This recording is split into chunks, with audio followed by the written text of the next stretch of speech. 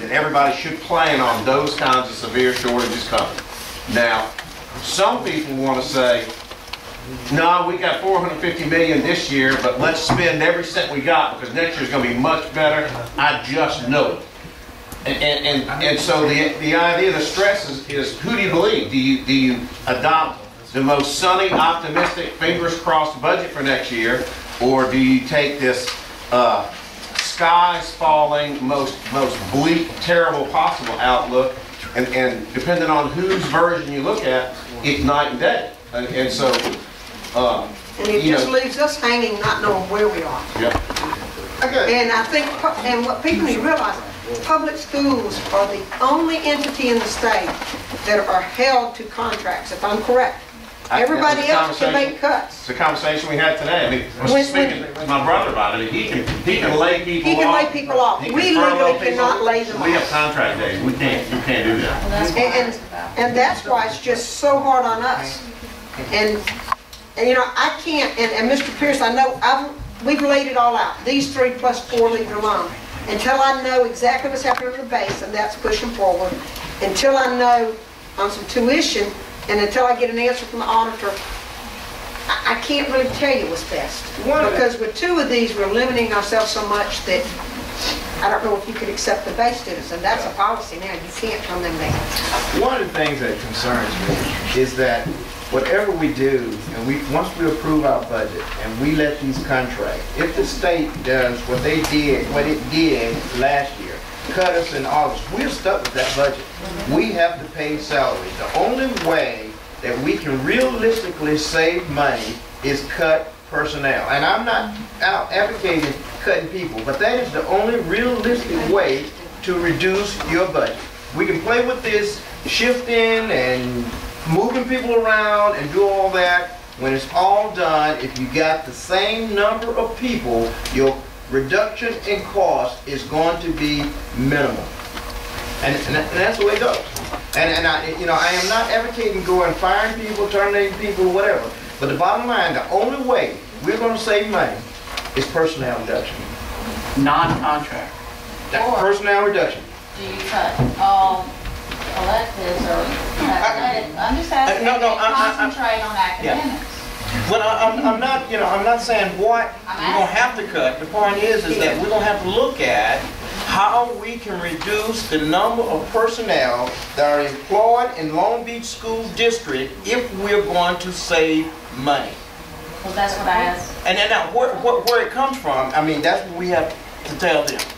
Is that you figure out whether we're going to cut electives, we're going to cut football, we're going to cut baseball, we're going to cut every extracurricular activity and every person associated with that extracurricular activity or these plus courses. Somewhere down the line, we're going to have to look at personnel reduction.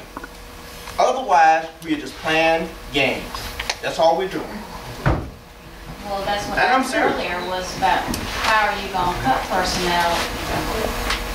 Now, that's for them to figure out. When the law says you just can't do it. Well, if you reduce your budget, you close school, you cut programs, you cut whatever it takes to reduce people, we're going to have to look at it. And I'm not directing anything. I'm saying if we want to reduce our expenditures, personnel is going to have to be looked at.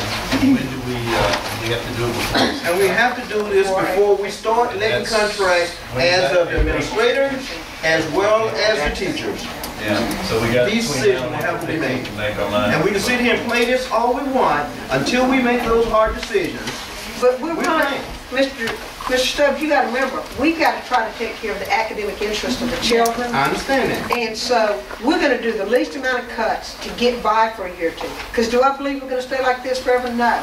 But if we destroy a district, and let's face it, the only reason people live in Long Beach is because of schools. I understand that. So you're going to have everybody. I want all the facts before I come to you. When I have to make the hard decision, we made cuts last year, we'll do it. I don't like it, but I'll do it. But I'm not comfortable today telling you I'm going to make $1.5 million in cuts when I've got things that I don't know yet. I understand that. However, once we start letting contracts, giving people jobs, it's too late. It is too late. I agree. Absolutely. That's it. And when do we start having to start making decisions? Next month. That's our first round. Part of that's back to what we initially, this whole thing was about, how much are we willing to go into fund equity?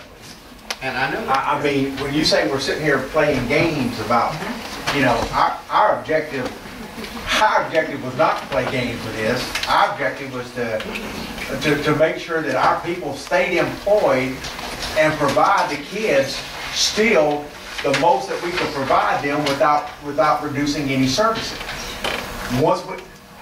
Some things are taking care of them, you know, some things are taking care of themselves just about through attrition, retirement, moving, you know, those kind of things. But there's no need for me to go cut another $1 million of personnel if the board is willing to say you can have $1 million for this year. We'll go into fund equity for $1 million. Now, if you're telling us to take this last $710,000 down to zero, now we're having to do what you're saying and go and start looking at personnel from top to bottom. And we will do that, but I want you to know, I can't say that's in the best interest of the students as long as we have a fund equity that we can take some of it out of. Very good. And I'm just telling you, to make the tough decisions, and we'll do The one thing it. that everybody has to understand is back in 2005, we had 500 more kids than we have today. Right, that being said, we've got to cut down by the equivalence of 500 students. And we hadn't done that to the full extent. If we wanted to go back to where we were in 2005, okay, we had 500 more kids in. Now we have 500 less. And let me So tell you, you've got to cut accordingly, because they're not just going to keep throwing the same amount at you. You don't have you've those 500 cut kids. probably 30 teachers. But that's what I'm saying, but that's what we're talking about. That's the kind of cut you've got to make to be equivalent to what we were back in 2005. We've been doing that. So now you're at the point that every cut you make pushes up. We're at class sizes up, and you know because your children are in there. That's exactly right. It's harder on the teachers, but it was discussed today in the superintendent's meeting. We know that if they do 15% budget cuts, if the governor will not bend at all on that, then you're talking massive numbers in classes throughout the state. Exactly. But like everybody just said, and they appreciate saying that, as long as we have fund equity left, we want to continue to have a quality education with our kids. But And let we me have tell to you, figure out but how let me much tell to you, spread it when out. that fund equity runs out, you talking about major cuts, Right. stick around. And Because Mr. Pierce, this is going to be like a cakewalk today compared to, if we go through our fund equity quickly, you wait till the cuts and come. Mr. Pierce, These I've are gonna be never easy cuts. advised going through all of it. Oh, well, that's what I'm I think we need saying, to but be that's able to wait several years. where we've got to work as a group Right. to make what we have in fund equity last. Exactly. You know, Tim, it's And fun. that's That's what the we're going- same thing they're fighting about in Jackson. In Jackson, what the fight that I keep reading in the newspaper is how much of the fund equity, or rainy day fund they call it, Jackson, Correct. how much of that are we going to spend this year, and how much of it are we going to stretch out over the next 3 years? That's the fight. One group wants to spend more this year, one group wants to stretch it out over a period of time, and I don't know who's right or wrong, I'm not taking a side, but that's the fight they're having. It's the same thing you're doing. I mean, it's the same all over. Yeah. And that's where we've got to try to find a balance of what we're willing to take out.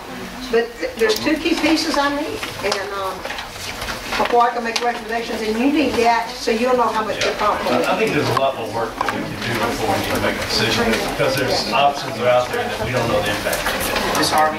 But at the middle school, you're talking about because of the teachers, we're down, pre-training, we were 800. We're down to 642. I cannot cut another, I have cut so many teachers at the middle school over the past 4 years. Or not I rehired? have cut an elected, and after the elected, I cut the teachers.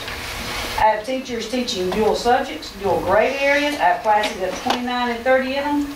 I understand what you're saying about cutting staff, but with education, you get to a point that you can't cut And anymore. that, you're exactly right. Because if you do, now you're affected, now, and it's a two-way sword, We both- because if you cut it so far, now you're gonna go into program improvement, because you're not gonna meet your scores, and then all hell's gonna break loose with that I money. agree with what you said 110%. It's the teacher-pupil ratio that we gotta watch. And That's we're the most maxed on important almost thing. everything. And so don't misunderstand what I'm saying. It's the I teacher-pupil understand ratio when that you we said have that, to it watch. made it sound as though we No. have not cut teachers No, over the past what I few years. said, We no, can't. what I said, we have cut teachers. Yes, we Have have. we cut the equivalence of losing 500 students? Just